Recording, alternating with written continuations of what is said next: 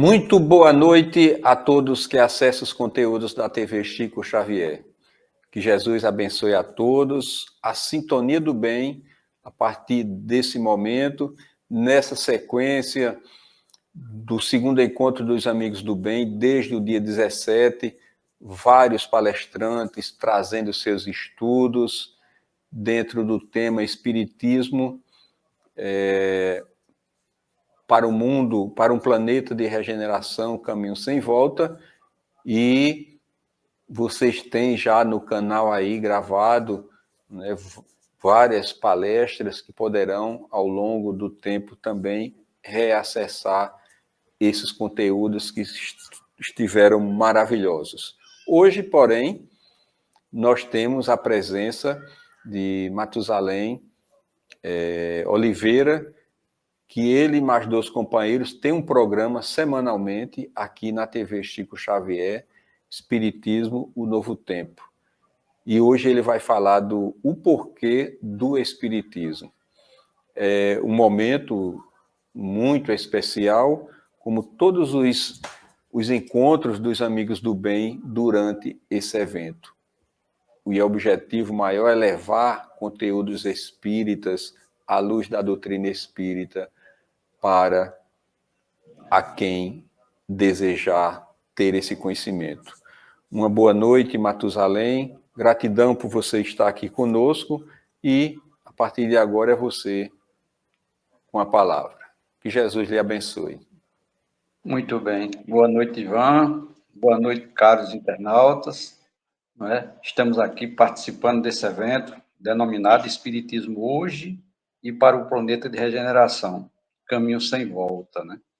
Achei muito interessante, Ivan, quando você falou, que nós temos um programa, Espiritismo, o Novo Tempo. Coisa interessante, tem muito a ver com o evento que está sendo realizado nesse período, em que Campina Grande se transforma se não o maior evento ecumênico do mundo inteiro, A psicosfera do ar de Campina Grande muda, porque são muitas religiões, são muitas filosofias que são apresentadas, e com certeza, abre um leque de entendimento maior para todos nós carentes e necessitados dessa compreensão, Para mim é um grande prazer participar desse segundo encontro, É motivo de alegria e, ao mesmo tempo, de muita responsabilidade, pedindo a Deus aqui, diante de todos vocês, que tudo aquilo que eu venha a falar seja de bom proveito para todos nós e que nos ajude cada vez mais a entender essa época, esse período tão importante em que a Terra passa de um estado de expiação e prova e começa a penetrar, no estado da regeneração.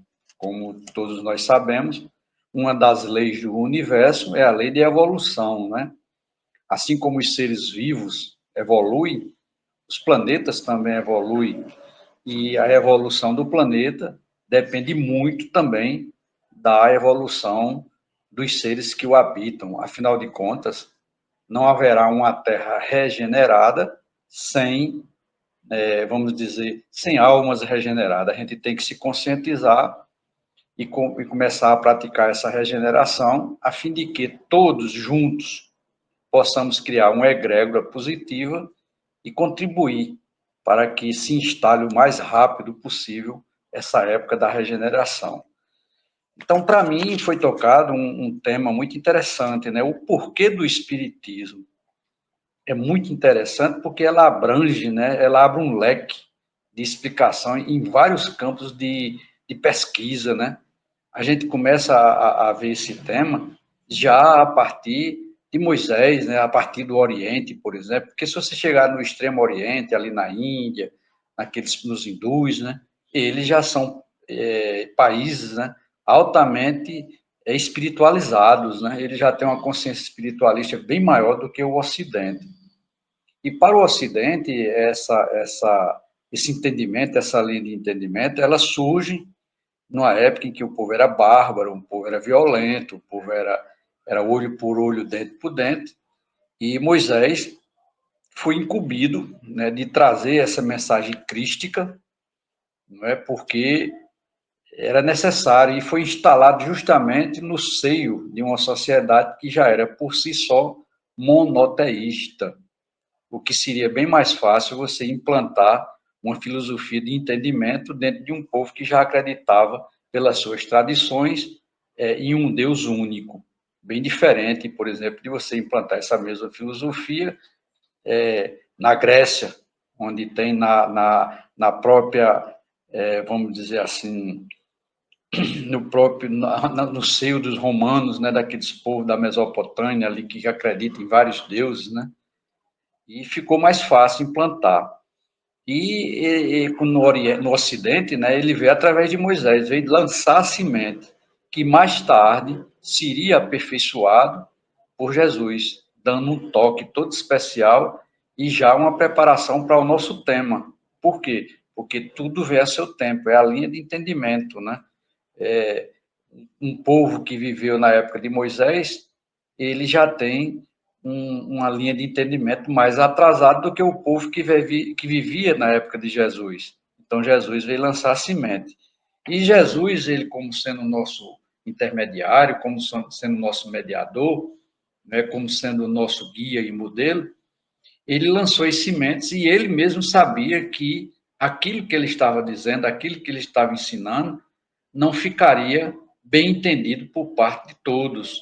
É tanto que ele diz, né, nas suas entrelinhas, ao se despedir, ele diz, olha, eu vou subir aos céus, e lá estando à direita de Deus Pai, eu vou rogar a ele que no momento oportuno, né, vos envie outro Consolador.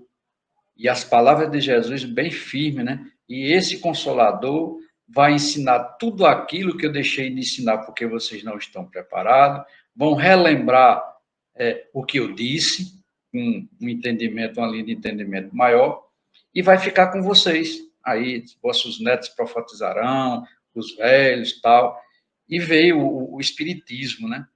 E o Espiritismo surge numa época em que a sociedade está também bem mais preparada para entender, e mesmo assim vocês imaginam o quanto é difícil, o quanto foi difícil essa codificação que veio através de Allan Kardec, né? E veio de uma forma que foi perseguido pela igreja, não foi aceita, né?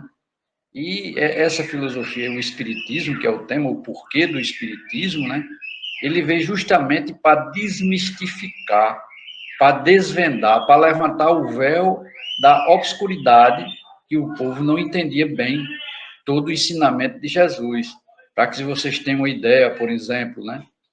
Jesus veio, deu a sua mensagem, né? Ele não criou religião alguma, porque vocês podem procurar ver aí, nem entre linhas Jesus criou religião. Ele sempre disse assim, ide pregar a boa nova.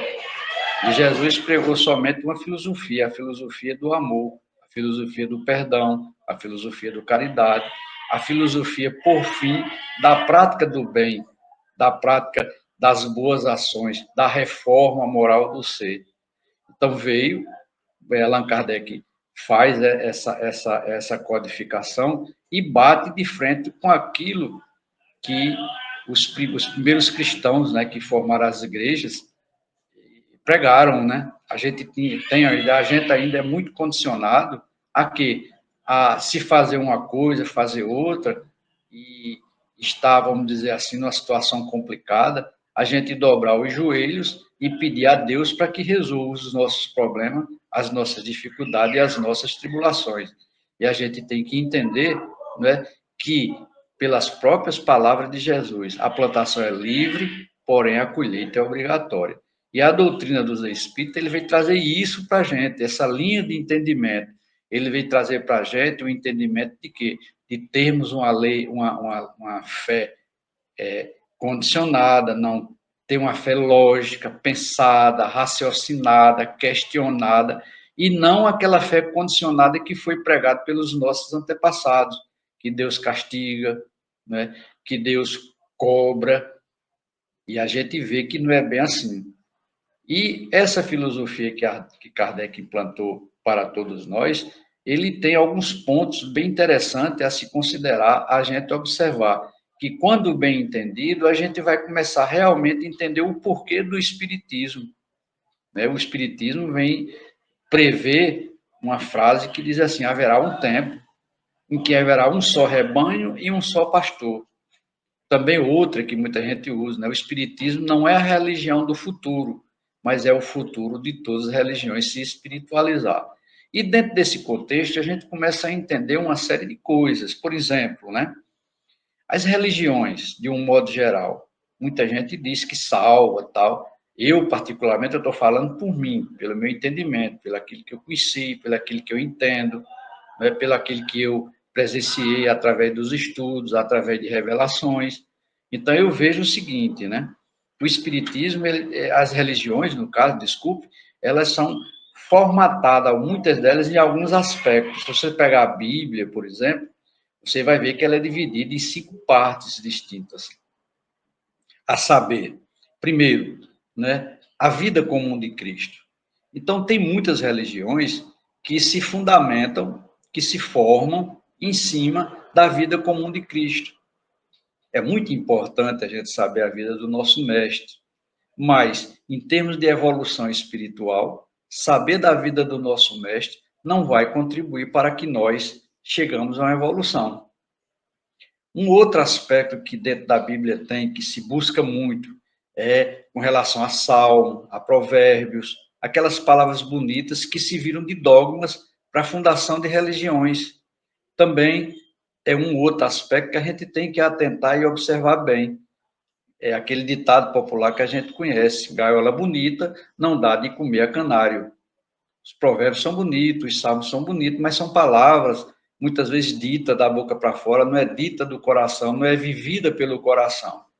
Então, esse segundo aspecto também, a gente começa a perceber que ele não contribui muito para a nossa evolução espiritual. Um terceiro aspecto que muita gente se apega e muitas religiões se formatam em cima desse aspecto diz respeito a, por exemplo, Apocalipse. E se muitas pessoas acreditam piamente de que o Apocalipse é uma coisa que fatalmente se realizará. E quando você pega pesquisando a Bíblia, não precisa você ser um expert no assunto, um estudioso do assunto. Basta você estudar o seu conhecimento, com a sua linha de raciocínio lógico, que você vai perceber. Quando ele anuncia o Apocalipse, ele faz: eu, João, o evangelista, arrebatado em vida, foi conduzido à ilha de Pátamos, lá chegando, claro que não é com essas palavras exatamente que eu estou dizendo, mas que você traduz dessa forma. Lá chegando na ilha de Pátamos, fui conduzido ao altar do Senhor, e estando diante de um anjo que tem 7 olhos, vi várias coisas, e o anjo me disse: venha e veja, para que você volte e alerte o seu povo para que não venha acontecer. Então, esse aspecto só, que está de uma forma, vamos dizer, oculta nas palavras, ele, se você prestar atenção direitinho, ele já, daí você já tem uma ideia. Volte e diga para o povo que não venha acontecer. E um outro aspecto que derruba, essa aí derruba claramente, é só a gente entender mesmo, que derruba toda a tese do Apocalipse, das coisas que vão fatalmente acontecer, é o livre-arbítrio, o nosso livre-arbítrio. É uma coisa que Deus nos deu, que nem ele interfere no nosso livre-arbítrio. Então, você veja, se eu, Matusalém, eu estou, a minha previsão é viver 100 anos, como o meu nome diz, né? Matusalém, o homem que mais viveu. Mas hoje, se eu quiser, pelo livre-arbítrio, acabar com minha vida, eu vou acabar com minha vida. Então, aquilo que seria, entre aspas, uma apocalipse, uma coisa que fatalmente iria acontecer, eu antecipei e mudei. Ou por outro, para que você entenda o que seria. Eu estou destinado, meu destino é ir para São Paulo. São Paulo é o meu destino. Aí tem que ter uma linha de entendimento. Bom, você está destinado a ir para São Paulo, mas várias circunstâncias vai fazer com que você chegue lá ou não chegue, concretize ou não concretize aquela sua realização. É mais ou menos o que acontece com o Apocalipse. Porque nesse exemplo de ir para São Paulo, o que é que tem? Várias opções. Eu vou para São Paulo de quê? Eu vou de carro. Mas será que o carro vai chegar lá? Não vai bater na estrada e eu vou ficar desencarnado no meio do caminho? Não, você vai de navio. Será que o navio não vai afundar? Então, esse destino está condicionado. e nesse caso não seria destino, seria destinação. É certo que as coisas que acontecem ultimamente, quando a gente faz um parâmetro de comparação, a gente vai ver que algumas coisas estão lá no Apocalipse, mas por quê? Porque o homem foi negligente. O homem permitiu que isso acontecesse e que chegasse ao ponto que chegou, mas fatalmente não estaria destinado a acontecer aquilo. Quando eu digo fatalmente, é uma fatalidade geral. Fatalidade geral que a gente tem na nossa vida é só uma, o desencarne. Todos nós vamos desencarnar. Fatalmente nós vamos desencarnar, mas não sabemos quando. Então, muitas religiões se fundam nesse princípio do Apocalipse. Tem um quarto aspecto, né? Existe muitas controvérsias. Eu diria até que se em determinado local eu falar sobre isso, eu vou ser considerado um herege, né? Mas a doutrina dos espíritos e as experiências espirituais, por exemplo, eu sou magnetizador. Eu comecei a entender muita coisa de 2017 para cá, quando eu comecei a praticar o magnetismo, que é a prática do passe magnético humano, né? O magnetismo humano que todos nós temos. Então, por exemplo, é os milagres. Milagres. Será que existe milagre? Qual o entendimento que nós temos de milagre? Aí a gente começa a rebuscar as informações e o conhecimento. Por exemplo, milagre na acepção da palavra significa dizer o quê? Você revogar a lei de Deus, mudar a lei de Deus. E nós sabemos que Deus é eterno e imutável. Olha só, eterno e imutável.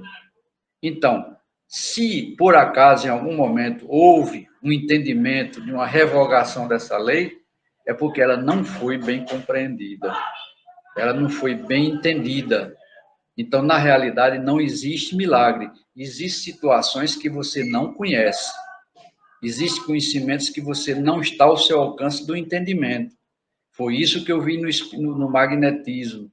Por exemplo, na Bíblia relata um caso, em Mateus, eu não sou muito bom de versos nem de versículos, mas a história, todos vocês que estão me ouvindo, eu tenho certeza que já ouviram. Quando chega um pai com a criança e conversa com Jesus e diz: Mestre, eu trouxe a minha criança aqui para que tu o cure. Eu levei para teus discípulos, mas eles não puderam fazer. Minha criança é lunática, tem hora que ela cai na terra, tem hora que ela cai no fogo, tem hora que ela cai na lama. Jesus, na Bíblia, não sei se aconteceu isso ou não, ele disse: ô raça incrédula e depravada, traz a criança aqui. E diz: até quando estarei entre vós? E vai, chama a criança, conversa com o demônio, afasta o demônio e a criança fica sã. Então, naquela época de Jesus, isso era um verdadeiro milagre, porque o povo não tinha entendimento da vida espiritual e da sua inter-relação com o mundo material. O que é que aconteceu naquela época? Naquela época aconteceu que a criança estava obsediada pelo espírito, era uma médium, a criança era uma médium, era obsediada pelo espírito, e esse espírito fazia com que ele se jogasse na lama, na terra, no fogo, era lunático, ficava louco. E Jesus o que é que fez? Afastou o espírito, os espíritos, se é, por assim dizer, daquela criança, e a criança voltou ao normal. Aí vocês poderiam dizer: bom, você está afirmando isso, mas como é que você pode provar o que você está falando? E eu vou reportar aos dias atuais. Poucos anos atrás, por exemplo, depois que eu praticava o magnetismo, né? Eu tive a oportunidade de ir a um mercado, né? E eu estava lá no stand de perfume, olhando os perfumes. Bem próximo de mim tinha um caixa. E tinha uma mulher que foi chegando perto do caixa e pedindo, pelo amor de Deus, para que deixasse ela pagar uns comprimidos, porque ela estava morrendo de dor de cabeça, estava de não se aguentar. Aí os espíritos interferiram, porque não foi Matusalém que agiu. O sino não toca daqui para lá, troca de lá para cá.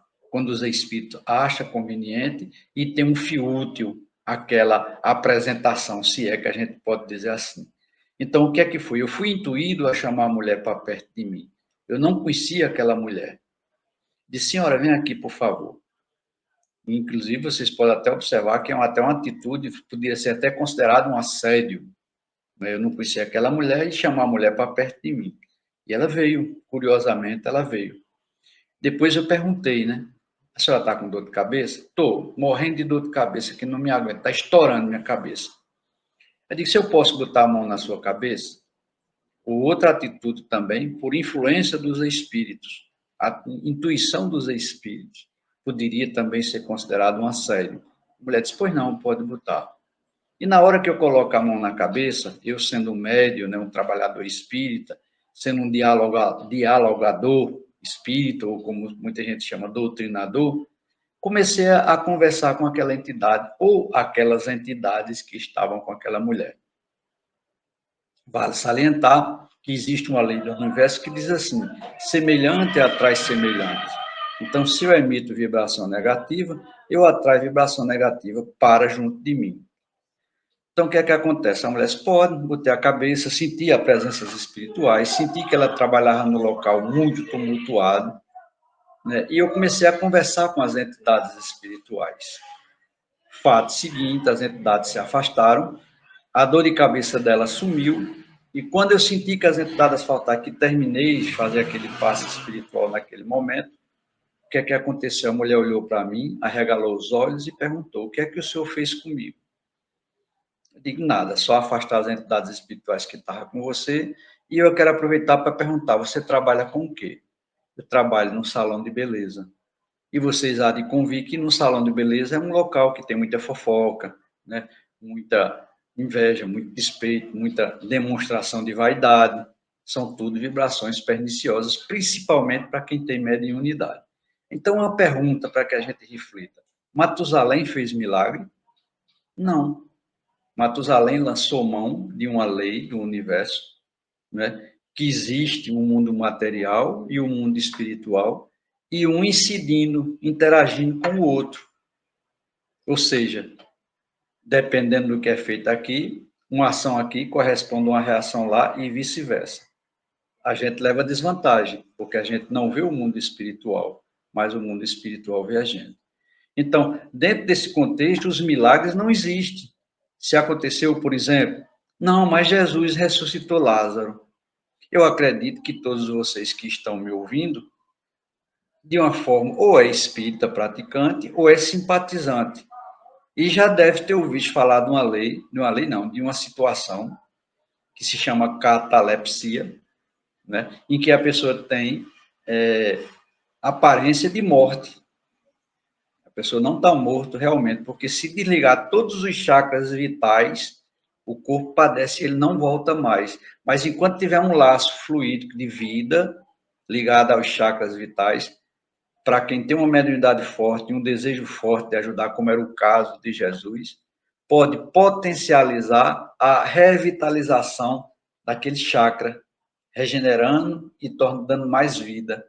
Talvez tenha sido isso que aconteceu com Lázaro.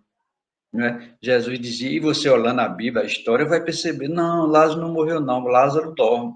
Jesus era um sensitivo completo, ele sentia que Lázaro não tinha morrido, estava lá em estado de catalepsia. Né? Então, o que é que acontece? Jesus volta, não morreu, se ele não tivesse aqui, se o senhor tivesse aqui, ele não tinha morrido, ele faz Jesus. Então, abre o túmulo. Mas Lázaro já fedia. Bom, o que é que vocês esperam? A pessoa dentro de um túmulo com outros sepultados, já apodrecendo. A pessoa não podia estar cheiroso. Por que Jesus manda abrir o túmulo? Para que entre ar. Na hora que Jesus revitalizasse os chakras vitais e despertasse, né, ele do estado de catalepsia, ele tivesse oxigênio para respirar. Então, na realidade, não houve milagre. O que é que houve? Na época era um milagre, mas para a gente hoje, que tem o entendimento das leis, das situações que se apresenta de estados de mediunidade, a gente vê que é uma lei que não se conhecia naquela época, mas hoje se conhece. A mesma coisa é você, por exemplo, na prática do magnetismo, né? Todos nós passamos pela uma temporada aí muito séria, que foi a temporada como é que se diz? Agora, recente, o nome fugiu. Essa doença que teve aí, que paralisou o mundo inteiro e ficou todo mundo em casa. Eu estou esquecido o nome. Velho, é assim mesmo, vocês me desculpem aí. Então, nesse estado aí, a gente ficou praticando o magnetismo em casa, né? E uma determinada pessoa, em outro bairro que eu não conheço, não sei quem é a pessoa, solicitou um passe. E essa pessoa ela tinha, ela tinha 3 tumores cancerígenos na garganta, a ponto de um médico chegar e dizer: olha, eu não vou mexer nisso não, nem vou dar esperança a você não, vá tomando remédio, porque se mexer nisso aí vai ser pior.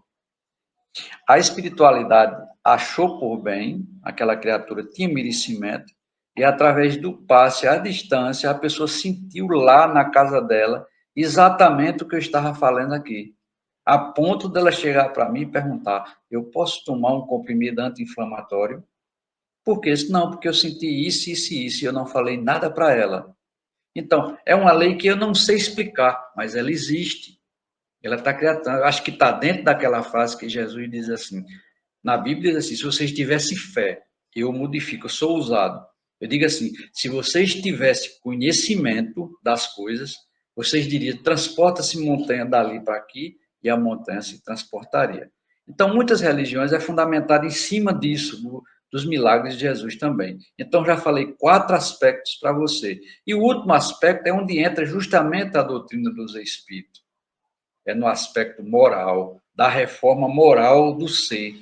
E dentro desse aspecto, a gente tem que ver o seguinte: a doutrina dos espíritos, repare que eu não estou falando religião espírita, eu estou falando doutrina dos espíritos, porque o espiritismo e o mundo espiritual está presente em todas as religiões, apenas o pessoal denomina com outras coisas. Por exemplo, você tem um movimento pentecostal, lá se apresenta o Espírito Santo, segundo eles. Você tem um movimento carismático, lá se apresenta o Espírito Santo, segundo eles. Mas pela lei das afinidades, no qual semelhante atrai semelhante, eu acredito que ninguém na Terra tem a capacidade de atrair para junto de si, pela atual realidade com a qual nós vivemos, materialistas, orgulhosos, vaidosos, prepotentes, não é? Invejosos, maledicentes, porque nós temos entranhado dentro de nós todas essas mazelas. E o Espiritismo veio para derrubar todas essas barreiras e nos tornar puros. Então, o que é que acontece? Dentro do ensino moral de Cristo, e isso é o que vem ensinar.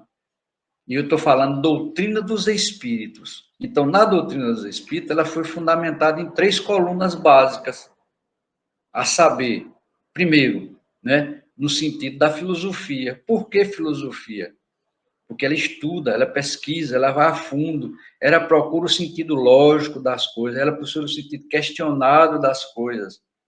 Então, é filosofia por conta disso. É religião porque ela estuda o aspecto moral da coisa, o ensino moral. Por que é que nós estamos aqui? Qual é o nosso verdadeiro papel? Né? O que é que nós esperamos da vida? Porque será que a vida da gente é somente nascer, crescer, reproduzir e depois morrer? Eu acho que tem um sentido mais amplo. E é esse sentido que a religião no sentido da doutrina dos espíritos, no sentido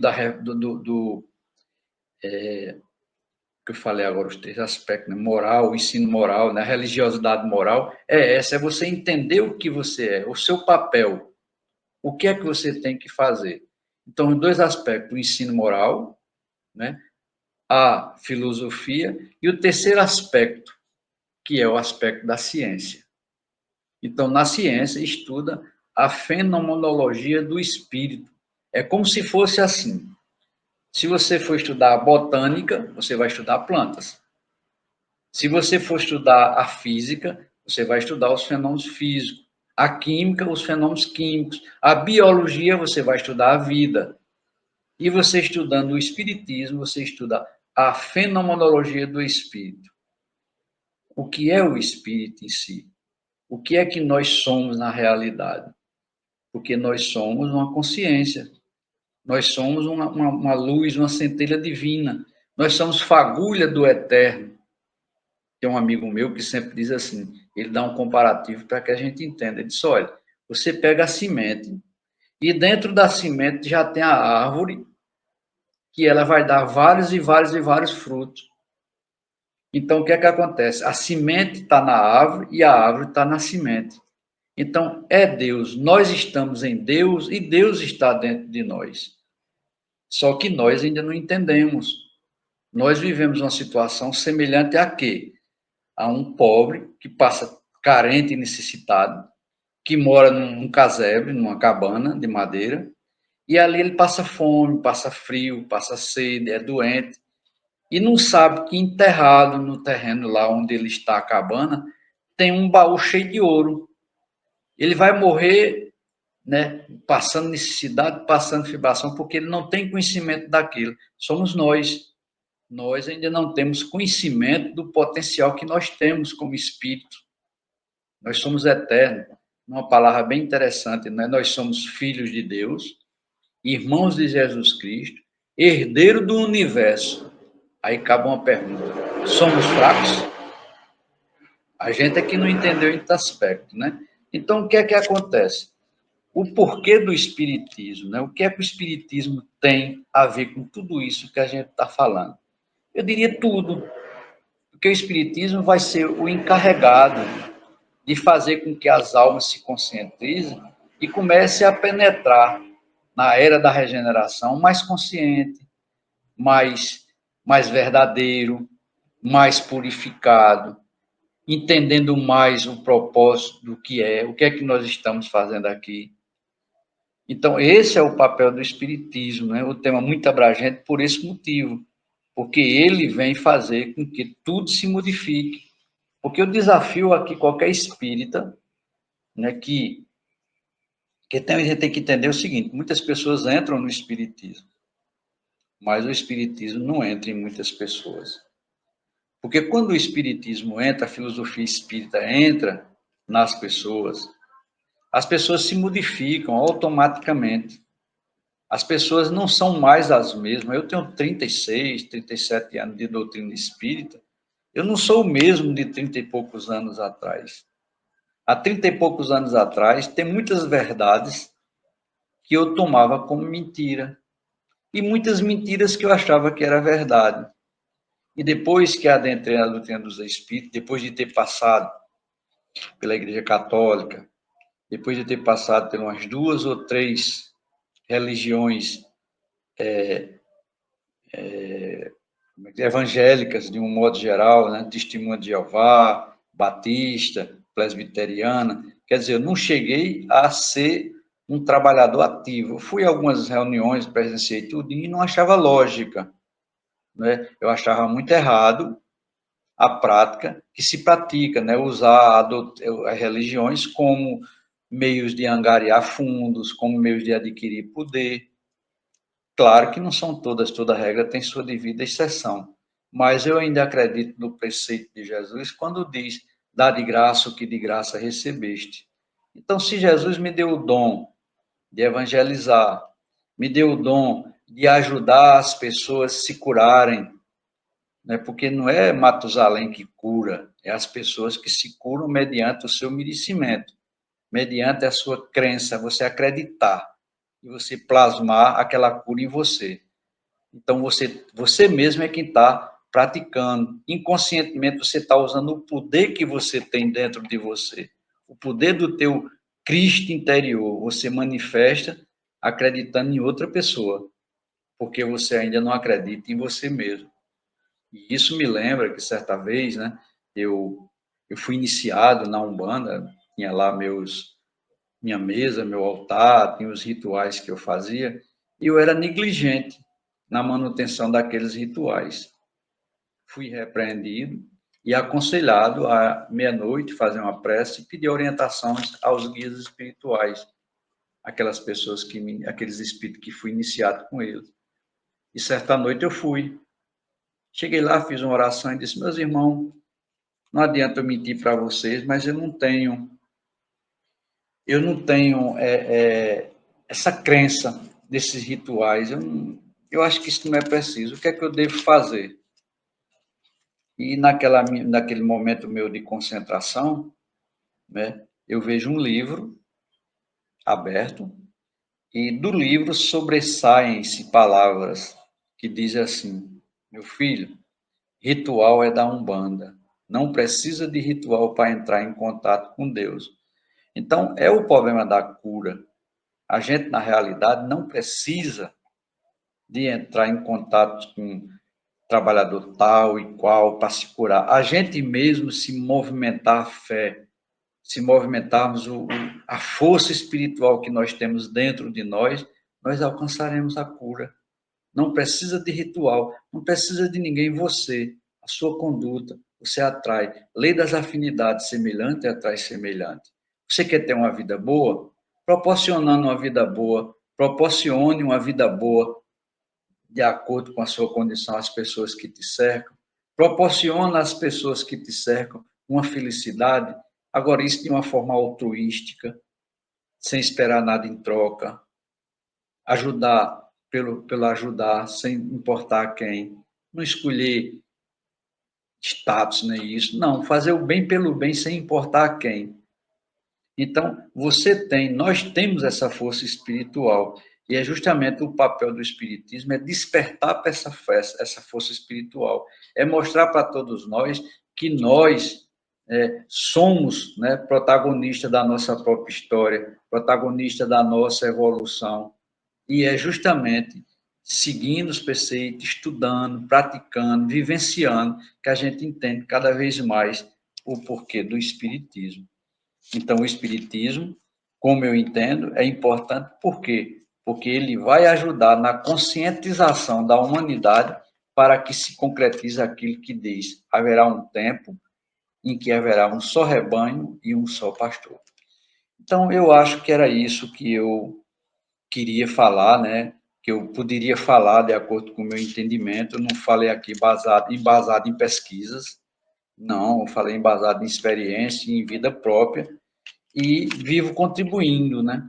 E vivo pensando assim: não haverá mundo regenerado sem almas regeneradas. Muitas vezes você pode até dizer: eu não sou capaz de fazer isso ou fazer aquilo, mas todos nós somos capazes. Inclusive, para fechar a nossa reflexão, eu vou lembrar a vocês um episódio que acontecia antigamente numa das estações de televisão, em um sociólogo chamado Betinho, né? Ele conta a história da seguinte forma, né?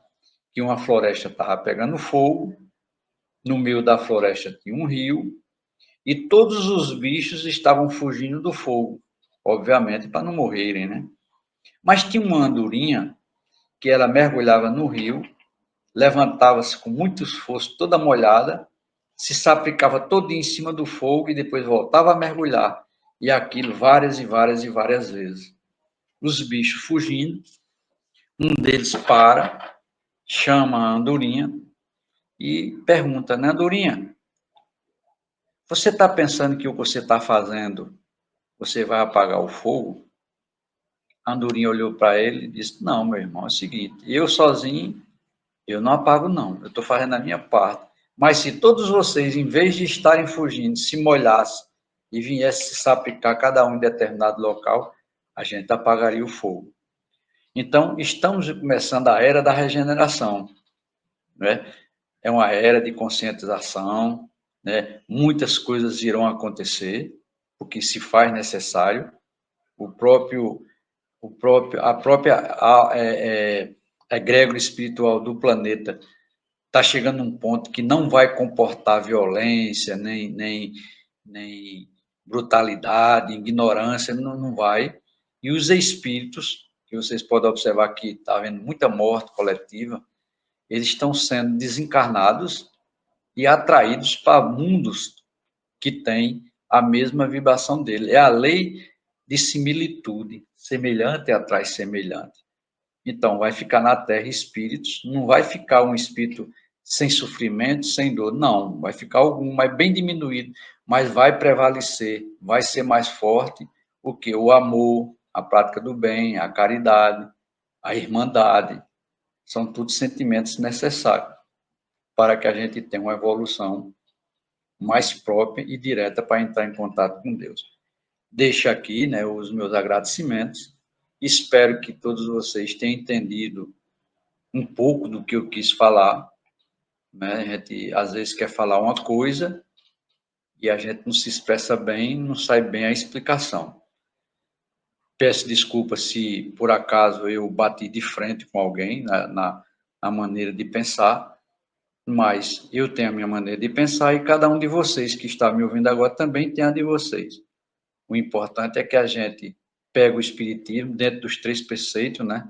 Religião, filosofia e ciência, e comece a entender cada um dos aspectos. E os 3 dá uma única só, que é a consciência e a conscientização espiritual. Muito boa noite, e vocês tenham aí um resto de programação, e com certeza a TV Chico Xavier vai até o final, né? Estamos praticamente no meio. Muito boa noite, muita luz, muita paz e muito amor para todos vocês.